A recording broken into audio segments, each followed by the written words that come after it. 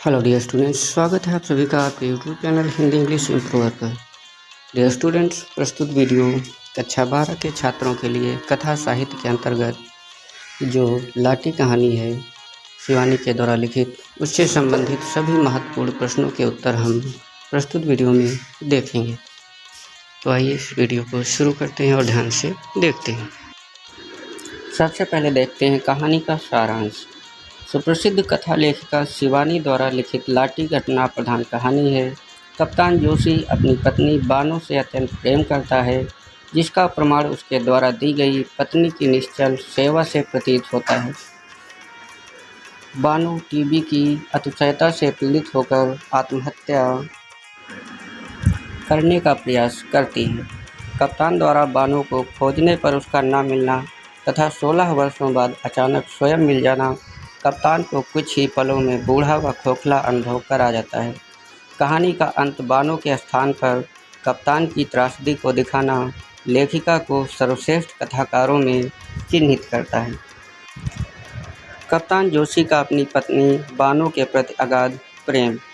कप्तान जोशी 3 नंबर के बंगले का 2 गुना किराया देकर स्वयं अपनी रोगिणी पत्नी बानो के साथ रहता है। वह दिन भर बानो के पलंग के पास आराम वाली कुर्सी डाले बैठा रहता तथा नियमित रूप से टेम्परेचर व समयानुसार उसको दवाई देता था। नित्य निकट आती मृत्यु ने बानो को चिड़चिड़ा बना दिया था, परंतु कप्तान एक स्नेहमयी माता के समान हंसकर उसकी हर जिद पूरी करता। कहा जाता है कि टीबी के मरीज से छोटी टी व साथ खाने पीने से बचना चाहिए, परंतु कप्तान बानो की सेवा बिना किसी परहेज व सावधानी बरते करता रहता है।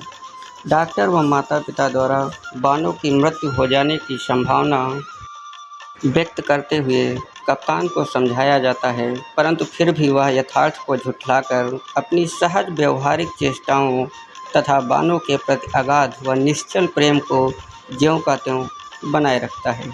नेपाली भाभी की मृत्यु से कप्तान तथा बानो को सत्य का आभास होना। नेपाली भाभी के पति वैभवी व्यापारी व्यक्ति थे। उनका यही व्यापार उन्हें अपनी पत्नी के प्रति उदासीन बना देता है। अब देखते हैं नेपाली भाभी का खांसी का दौरा इतना बढ़ जाता है कि उनकी मृत्यु हो जाती है।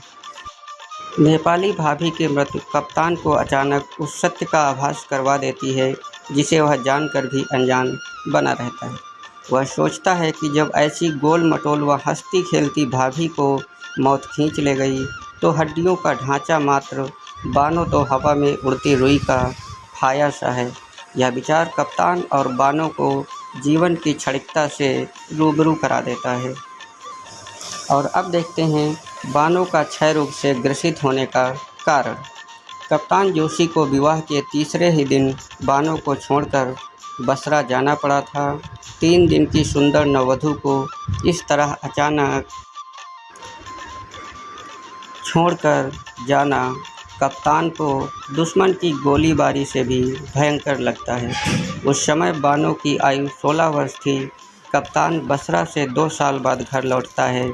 घर की स्थिति संपूर्णतः बिगड़ चुकी थी। उन 2 वर्षों में बानो ने 7 नंदों के ताने सुने, भतीजों के कपड़े धोए, ससुर के होज बिने, पहाड़ की नुकीली छतों पर 5-5 शेर उड़द पीस कर बड़ियाँ आदि तोड़ी। और अब देखते हैं कप्तान जोशी द्वारा बानो की स्थिति देखकर भावुक होना। कप्तान जोशी बानो को देखने के लिए गोठिया जाता है। वहाँ के एक प्राइवेट वार्ड के बरामदे में लेटी बानो को देखकर उसका कलेजा मुंह को आ जाता है। इन 2 वर्षों में बानो क्षय रोग के कारण सूखकर और भी बच्ची बन गई थी। कप्तान को देखकर उसकी आंखें खुली ही रह जाती हैं और फिर उनमें से आंसू बहने लगते हैं। कहने और सुनने की आवश्यकता ही नहीं पड़ी। बानो के बहते आंसुओं ने सारे उलाहनों को कप्तान के समक्ष व्यक्त कर दिया। और अब देखते हैं बानो द्वारा मृत्यु के समीप आने का आभास कर आत्महत्या करने का प्रयास करना। सैनिटोरियम में एक अत्यंत क्रूर नियम था रोगियों को उनकी अंतिम अवस्था जानकर उन्हें घर भेज दिया जाता था। बानों को दिन भर दस्त आना, टीबी के मरीज खतरे से खाली नहीं होता, इसलिए डॉक्टर दयाल द्वारा कप्तान को कमरा खाली कर घर जाने का नोटिस दे दिया जाता है। कप्तान बनावटी बात कहकर बानों से चलने के लिए कहता है। बानो समझ जाती है कि उसका भी अंतिम समय निकट आ गया है। कप्तान देर रात तक बानों को बहलाता रहा और फिर बानों को नींद आ गई तो कप्तान भी अपने पलंग पर जाकर सो गया। सुबह होते ही बानों के गुमशुदा होने की खबर चारों ओर फैल जाती है। दूसरे दिन बड़ी दूर रथी घाट पर बानों की साड़ी मिलती है। अभागी बानों मृत्यु से पूर्व ही मृत्यु से मिलने चली जाती है। बानों की साड़ी नदी के घाट से मिलना उसके द्वारा आत्महत्या करने का संकेत देती है। और अब देखते हैं कप्तान जोशी को बानों का लाठी के रूप में मिलना। जब कप्तान को पूरा विश्वास हो गया कि बानों अब इस दुनिया में नहीं है तो घर वालों ने जोर दे करके उसका दूसरा विवाह करवा दिया। दूसरी पत्नी प्रभा से उसे 2 बेटे एवं 1 बेटी है और वह भी कप्तान से मेजर बन जाता है। लगभग 16 वर्ष बाद नैनीताल में वैष्णवियों के दल में उसे लाठी मिलती है जो यथार्थ में बानो थी। अधेड़ वैष्णवियों के बीच बानो जब लाठी के रूप में मिलती है तो मेजर उसे पहचान लेता है। पता चलता है कि गुरु महाराज ने अपनी औषधियों से उसका क्षय रोग ठीक कर दिया था, लेकिन इस प्रक्रिया में उसकी स्मरण शक्ति और आवाज़ दोनों चली गईं। अब ना तो वह बोल पाती है और ना ही उसे अपना अतीत याद है। वह वैष्णवियों के दल के साथ चली जाती है और मेजर स्वयं को पहले से अधिक बूढ़ा एवं खोखला महसूस करने लगता है। अब अगला प्रश्न देखते हैं। लाठी कहानी के तत्वों के आधार पर समीक्षा अथवा लाठी कहानी की भाषा शैली पर प्रकाश डालिए अथवा लाठी कहानी का कथानक अपने शब्दों में लिखिए। इन सभी प्रश्नों का एक ही उत्तर होगा। हिंदी साहित्य के सुप्रसिद्ध महिला कथाकार शिवानी द्वारा रचित लाठी कहानी मौलिक व संवेदनशील पृष्ठभूमि पर लिखी गई कहानी है, जिसने आधुनिक कथा साहित्य को नवीन दिशा देने का कार्य किया है। यह एक घटना प्रधान कहानी है जिसकी तात्विक समीक्षा इस प्रकार है। कथा वस्तु अथवा कथानक। लाठी कहानी की कथा वस्तु मध्यवर्गीय पहाड़ी परिवार से संबंधित है जो विस्तृत न होकर संकुचित परिवेश में ही अपनी व्यापकता को गंभीर बनाने में सक्षम है। कहानी बानों पर केंद्रित है। बानों का विवाह कप्तान जोशी से होता है, परंतु किन्हीं कारणों के चलते उसे विवाह के 3 दिन बाद ही कप्तान जोशी को बानों को छोड़कर युद्ध पर जाना पड़ता है। कप्तान के जाने के बाद उसे ससुराल वालों की कठोर व कट प्रताड़नाएँ झेलनी पड़ती हैं, जिसके दुख में घुलते घुलते उसे क्षय रोग हो जाता है। 2 वर्षों बाद कप्तान घर लौटता है तो उसे पता चलता है कि घर वालों द्वारा बानों को टीबी सैनिटोरियम भेज दिया गया है। कप्तान बानों की दिन और रात सेवा करता है, परंतु उसका रोग इतना बढ़ जाता है कि उसके बचने की कोई उम्मीद नहीं रहती। बानो अपनी मृत्यु के निकट आने का आभास करके एक दिन नदी में कूद जाती है। कप्तान द्वारा ढूंढने पर उसे वह कहीं भी नहीं मिलती। घर वालों के दबाव के चलते कप्तान को प्रभा से दूसरा विवाह करना पड़ता है। कप्तान और प्रभा 16 वर्षों बाद नैनीताल घूमने जाते हैं तो एक चाय की अचानक बानो लाठी के रूप में जीवित मिलती है, परंतु कप्तान द्वारा उसे पुनः अपनाने की असमर्थता लाठी की त्रासदी को कप्तान की त्रासदी में परिवर्तित कर देती है। अतः कहा जा सकता है कि कहानी का घटनाक्रम व उपसंहार सुनियोजित ढंग से हुआ है, जिससे प्रवाह और गतिशीलता अंत तक कथावस्तु में बनी रही है। आकर्षण, रोचकता व मार्मिकता कहानी का विशेष गुण है। नंबर 2, पात्र और चरित्र चित्रण। लाटी कहानी में पात्र व चरित्र चित्रण कथावस्तु के विकास में सहायक हैं। कहानी के मुख्य पात्र कप्तान जोशी और बानो है। इसके साथ साथ बानो के सास ससुर, चचिया सास, भतीजे, डॉक्टर, नेपाली भाभी, प्रभा, हेड वैष्णवी, गुरु महाराज आदि गौड़ पात्र हैं। कप्तान जोशी व बानो का चरित्र मार्मिक सहृदय प्रेम के सक्षम भावों के आधार पर गढ़े चरित्र हैं तथा अन्य सभी पात्र कहानी के विकास में वृद्धि करते हैं। लेखिका शिवानी ने पात्रों के चरित्रांकन में अपने कुशल साकार होने का परिचय दिया है, जिसके कारण सभी पात्र परिस्थितिवश, सजीव, स्वाभाविक तथा व्यावहारिक दिखाई पड़ते हैं। नंबर 3, कथोपकथन अथवा संवाद। कथाकार शिवानी ने लाटी कहानी में परिवेश के अनुकूल संवादों का गठन किया है। संवाद प्रत्येक पात्र की स्थिति व मनोभावों को